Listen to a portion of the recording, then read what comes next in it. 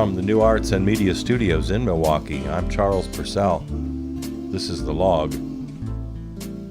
All right, okay, so SCOTUS reform, how about that? You and I have talked about Supreme Court reform, especially in light of our argument for Joe Biden stepping aside for another Democratic candidate at the top of the ticket. In the context of that conversation, we said that a new candidate would be able to maybe prioritize some issues that Joe Biden failed on. Well, failed is a strong word, but, didn't get around to, or maybe tried but didn't quite succeed. And that was one of them. SCOTUS reform is something that the American people want. It's something we obviously need. And we thought, maybe a new candidate can be a stronger voice for that. Well, lo and behold, a week after he steps aside, he comes out very forcefully. He writes this big old op-ed for the New York Times, and he's got his plans, and that's great. Now, it's not going to pass, of course, because the Republicans still have a majority in the House. So, it's not going to pass, but this is still a really nice step that he's taking. He's putting it front and center. He got some headlines. He's given Kamala Harris something to campaign about. He's put it out there as part of the Democratic platform. And we all know the Republicans don't have a platform except for Project 2025, which we're going to talk about in a little bit here. So good for Joe Biden. This is a great thing that he did. So there are four main elements to this in no particular order. A binding and enforceable code of conduct. Every other public official in the United States, every other public official in the world, especially if you're talking about the peers of the United States, so-called democracies, economic engines of the world, the big guys. Yeah, we're the only ones without a binding, enforceable code of conduct for our Supreme Court. So that's number one, again, in no particular order. An 18-year term limit. All right, very good. Now, you'll have to forgive me. I'm not sure which of these, if any of them. I think a couple of these require a constitutional amendment, and that's going to be tougher. Because, correct me if I'm wrong, I think the Constitution says that a Supreme Court justice serves pretty much as long as they want, unless they're impeached. That can happen. But the whole lifelong thing, that's more than just implied. That's pretty much covered by the Constitution. So I think that one takes a constitutional amendment. Tougher to do, but still possible. Each president gets one nomination every 2 years. This is pretty ambitious. I thought maybe one per term, but no, one every 2 years. So if you serve 2 terms, you get 4 picks. So that's something. He went even further than I expected him to. And then finally, a constitutional amendment that Joe Biden calls the "No one is above the law" amendment. Not the greatest wordplay in the world. Maybe we could think of something better. But it's pretty straightforward. To reverse what this court just a few weeks ago enacted into U.S. law, this total fabrication that a president has immunity. So that was just crazy, and it's going to take a constitutional amendment, I guess, to reverse that. Again, it's a steep hill, but not an insurmountable one. All right, so good for Joe Biden and his call for Supreme Court reform. Now, I think it ought to be a 13-member court, but there's such a negative connotation to so-called court packing. Nobody wants to touch that. But as my great friend George Monbiot, I just heard him say earlier today, and I'm lying, he's not my great friend. I've never met him. I just admire him. He's a British journalist and writer and thinker, and if you don't know George Monbiot, you need to seek him out. But I happened to see him earlier today, and in his little talk, he reminded us that the things that seem impossible only seem impossible until they happen. And then once they happen, it seems like they were inevitable, right? He was using gay marriage as an example, and that is a very good example. Nope, couldn't be done. Just for years and years. And then the tipping point happens, and then there it is, and it's like, well, of course, what else? Well, you can apply that to almost anything. Almost anything that you want, and that's what gives us optimism, those of us who fight for impossible dreams. Yeah, these SCOTUS reforms can absolutely happen. 100% they can. And I would take it a step further. I think we need 13 members, one for each circuit court. It only makes sense. And then you can overnight rebalance the court into something reasonable. Anyway, okay. So, good for Joe. I think it should be a 13-member court. But the most important thing is it's on the table now for Kamala Harris and the Democrats, and that's good. That's a good thing. Big old headline. I don't need to say too much about it, but oh my God. The Orange Menace, once again, says something outrageous that people just laugh off. Oh, that's just Trump being Trump. Ha, ha, ha. Isn't he funny? This time it was Christians talking to a group of Christians. We're going to have things fixed so good for you, you won't even have to vote in 4 years. But you have to vote this year. It's very important that you vote this year. Get it there and vote. But we're going to fix it so you don't even have to vote in 4 years. And then there's all this debate about what he really meant. You know, that's not the important thing to be debating about. The fact is he said it. And however you interpret it, it's bad. The most generous interpretation or the most damning interpretation, they're both almost equally as bad. You just can't say things like that and then be ignored. Or you can't just laugh it off. Martha Raddatz, who's usually a pretty good... I like Martha Raddatz. She's a good TV journalist. I remember she moderated a debate, I think was it in the 2020 cycle? Or maybe the 16 cycle? I forget which. But I remember her standing out as excellent in that role, and she's normally pretty good. But she had Chris Sununu, governor of New Hampshire, who's just the worst of the worst. The kind of Republican who just can't wipe that silly smile off his face and seems so normal and seems so reasonable and so friendly and so willing to engage. They're the smarmiest, worst kind. I'll take a Steve Bannon over a Chris Sununu anytime. Chris Sununu's are the snakiest of them all. Well, anyway, yeah, he's the one who said, "Oh, that's just a Trumpism, ha ha ha," and Martha Raddatz let him off the hook. She said, "Oh well, okay, ha ha," and they moved on to other things. You guys, you got to take the man literally and seriously. That was the big debate. Well, some take him literally, others take him seriously. You got to take him both. When he says these outrageous things, and then pretends he's joking. Oh, I'm going to be a dictator on day one. Oh, ha, ha, ha. I'm just joking. No. And staying on that side of the aisle for a while, Project 2025, which, of course, here's my weekly advice. If you don't already, you got to go left and independent for your media consumption. Because it took months. It took like years for the mainstream media to catch up with Project 2025. When media on the left and independent media have been talking about it for a couple of years, because that's how long it's been around.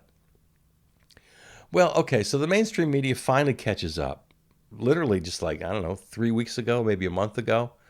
And now it's all over the news, and everybody's talking about it, and everybody's upset about it. To the point where the Orange Menace has to pretend he knows nothing about it.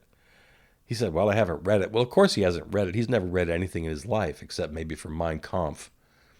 So, no, he's not lying when he says he didn't read it. But of course he knows what it is, and literally hundreds of people who worked in his administration, some very high up, are part of Project 2025. They literally wrote it. His vice presidential pick, J.D. Vance, wrote the foreword to the book version. There's like a shorter, condensed sort of book version of this thing. So it gets all this backlash, and the Orange Menace has to pretend he knows nothing about it. And and distances himself from it. He rejects it, says all sorts of horrible things about it. Oh, there's some crazy stuff in there. Well, of course he's lying, because that's all he ever does. But the point is, he had to do that because the mainstream media finally caught up. If you want to know what's really going on in the world, if you want to know the truth, we're always ahead. Well, I put myself, I need to be a little more humble than that. I'm not a reporter, I'm not a journalist, I'm a talking head. But I follow the independent and left media, and they're always 6 months to a year ahead. You can go back to 9/11, go back to Vietnam. The independent media is always ahead. Mainstream media eventually catches up. And then 20, 30, 40 years later, when they write the history, it turns out the left and the independent media were right from the beginning. They get it right. And I've been around long enough to see this pattern. And it continues. So Project 2025 is just the latest example. You know what? Here's what really is the latest example, is the one that nobody has really caught up on yet, except a very select few. And if I'm finally starting to hear a little bit about it, and that is the whole blood and soil thing that you and I talked about now a couple times. Talked about it at length a couple of weeks ago because J.D. Vance went full blood and soil in his acceptance speech at the RNC. So you and I talked about that, then we followed up on it again. But this is a very serious thing that almost nobody is talking about, but a few people are. And here's another one. I don't know how long it's going to take, a month or a year, for mainstream media to catch up to this. But we have to know this about the right wing. It's so much more than your old-fashioned tough on crime, strong military, low taxes, reduced regulation. You know, those are still their fever dreams, especially the low taxes for billionaires and reduced regulations. That's mostly what Project 2025 is about. It's about just deregulating everything. Every protection for workers, for food safety, for environmental safety, everything's rolled back. And then, of course, the mechanism, the very nuts and bolts mechanism about how to implement it, how to install loyalists and partisans into civil service jobs. I mean, they got this worked out. So Project 2025 is going nowhere, by the way. I need to make that clear, even though the Orange Menace is pretending to reject it. And he got the head of the program fired. I forgot his name. I don't have it in front of me right now. But yeah, he's fired. So they're trying to make you think that, oh, Project 2025 is just now gone, I guess. No. It's just gone back underground. It's as strong as it ever was. Okay, getting back to this whole blood and soil thing. Once again, if you didn't hear the last couple of shows, blood and soil, simply put, just a very kind of cursory definition. It's this pre-Nazi German philosophy, this way of looking at the world, where nations are not ideas, like Joe Biden always says about the United States, and I do too. It's an idea based in law where everyone's equal and all these great ideas, right? The United States is a very good idea. It's a very flawed country and failed in many ways and still some people working very hard to make it a more perfect nation, of course. But the idea itself is pretty damn good. Government of, by, and for the people. Everybody's equal under the law. I mean, these are great ideas. We like these ideas. But blood and soil has no interest in that. No. Blood and soil means that you live on a particular land, in your homeland, your motherland. And you, as a particular race, this is your home. And you'll do everything you can to protect it and to keep it pure. And it's the underpinning, it's the underlying philosophy that made the rise of the 1930s Nazis in Germany possible. It underpins the whole idea of race purity, blood and soil.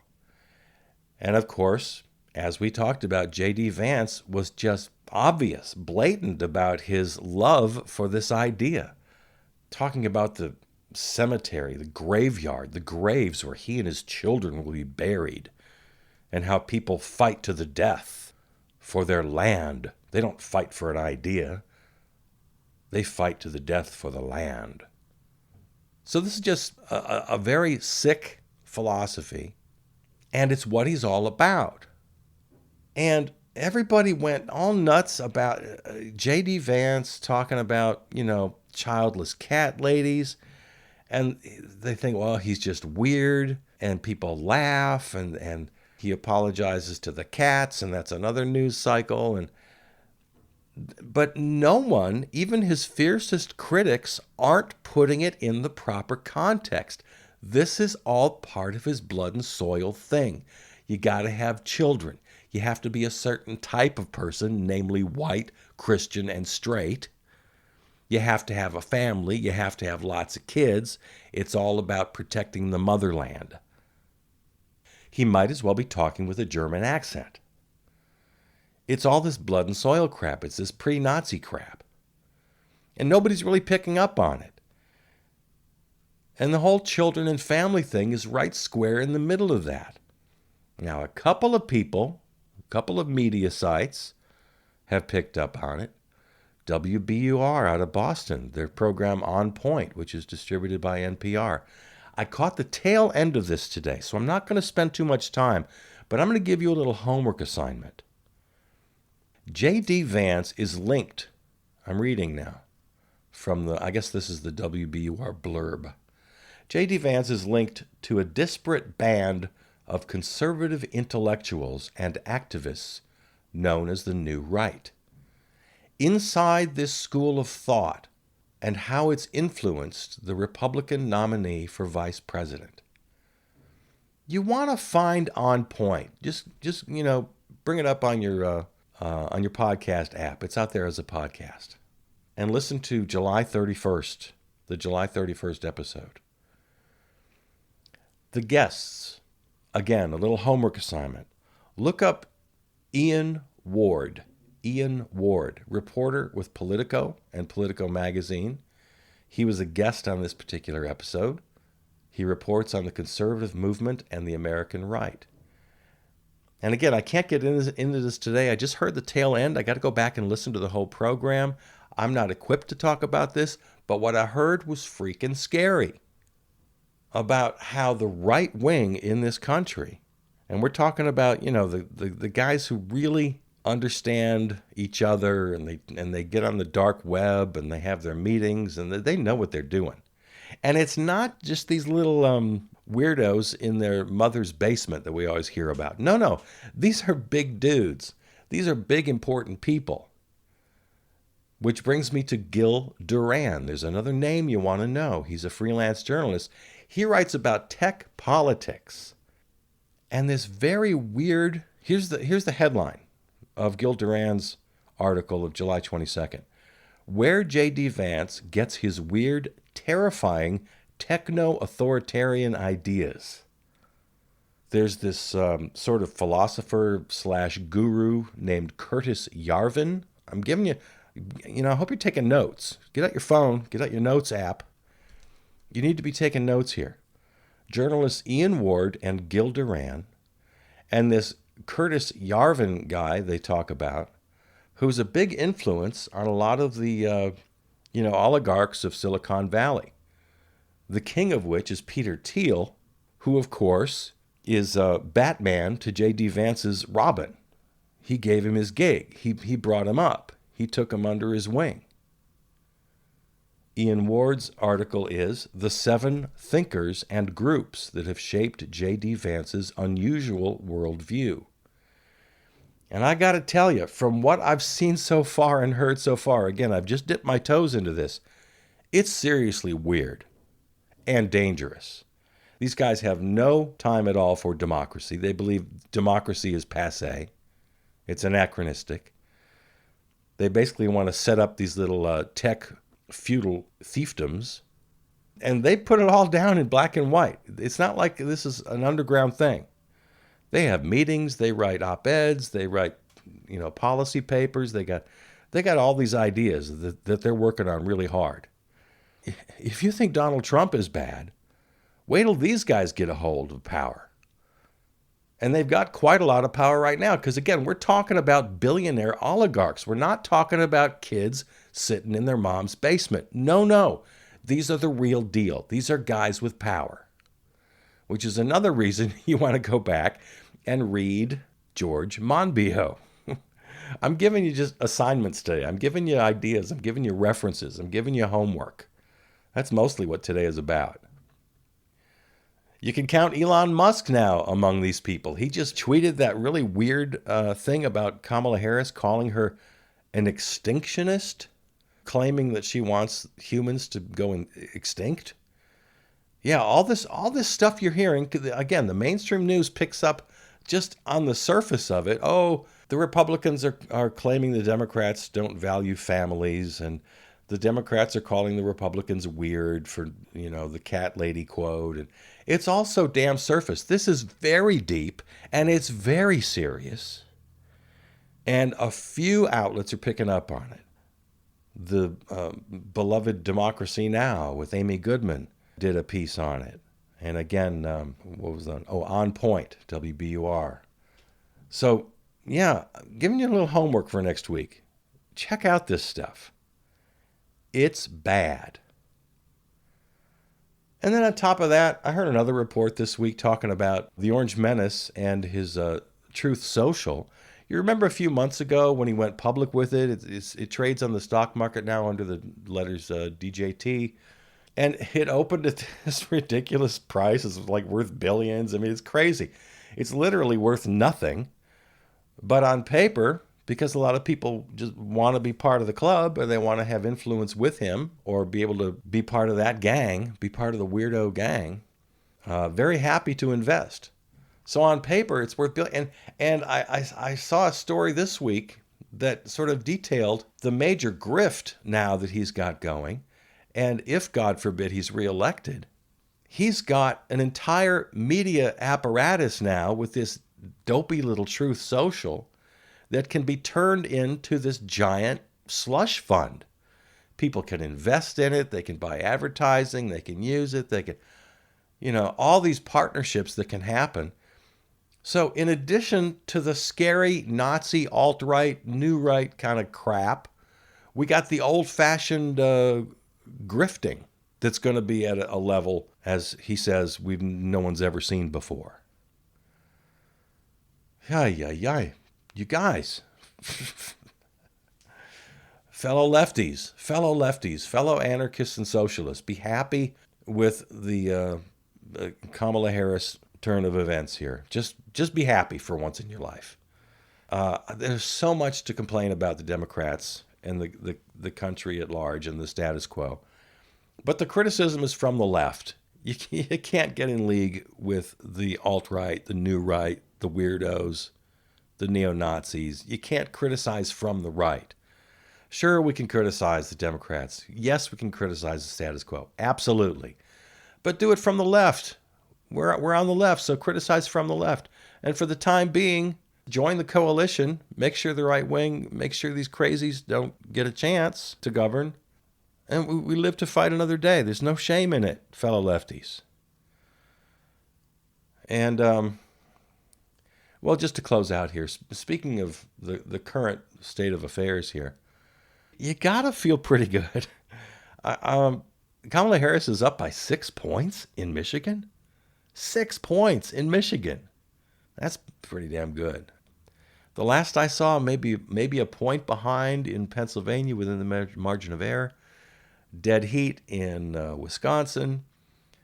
And Georgia, Nevada, and Arizona are back in play. When they were just, 2 weeks ago, they were gone. They were just gone. Nobody was even thinking they were even a possibility anymore. So before this thing is said and done, without being too optimistic, I mean, it could be a repeat of last time when every single swing state goes to the Democrats, including North Carolina. Going to get the blue wall, Pennsylvania, Michigan, Wisconsin, the western states, Nevada, Arizona, and then also North Carolina and Georgia from the south. It's going to be a blowout, man. It really could be. Because, listen, the Republicans already had their bump from the RNC. You're supposed to get a bump out of the convention, right? Well, I guess, I don't know, did they? Maybe. But right on the heels of the convention was the big news about Joe and Kamala switching places at the top of the ticket there. So that took that away. It gave the Democrats a bump. Here's my question. Where are the remaining bumps between now and November 5th for the Republicans? There are none. There are zero. Whereas the Democrats have the continued excitement and honeymoon, which I don't see ending anytime soon. It's just damn exciting. So there's that bump. She has to announce her choice for vice president. That's going to be a bump. Then they're going to have their convention. That's going to be a bump. Then if there's a debate or two, we don't know if that's going to happen, that's going to be a bump because she's going to absolutely toss him around the ring. That is not a fair fight. She is going to wipe the floor. There's going to be orange menace all over the floor. They're going to have to do a big cleanup. That's just going to be brutal. She's going to clean his clock. So there's a bump. And I'll add to this. We keep hearing about the low information voters, the no information voters, the people who aren't paying attention. Some of them don't pay attention until after Labor Day.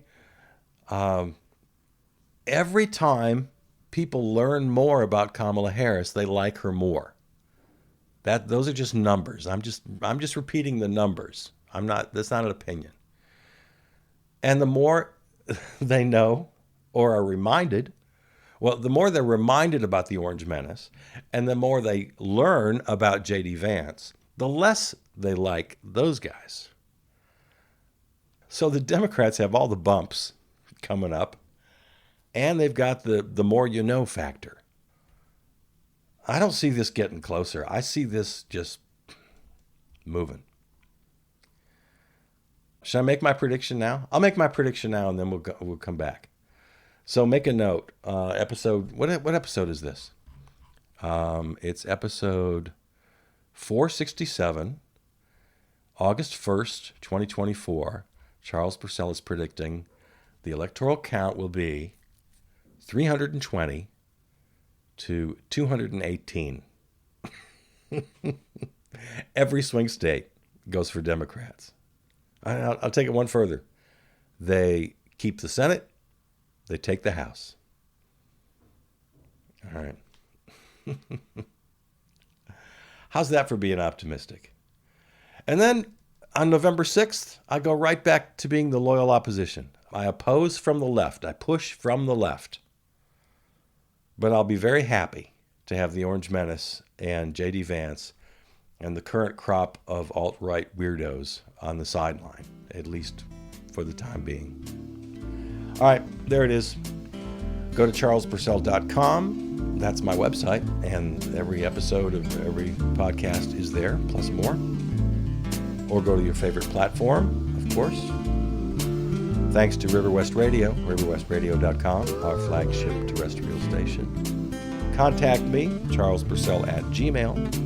Follow on Facebook. Peter Donalds wrote and performed our theme song. Okay, there it is. I love you.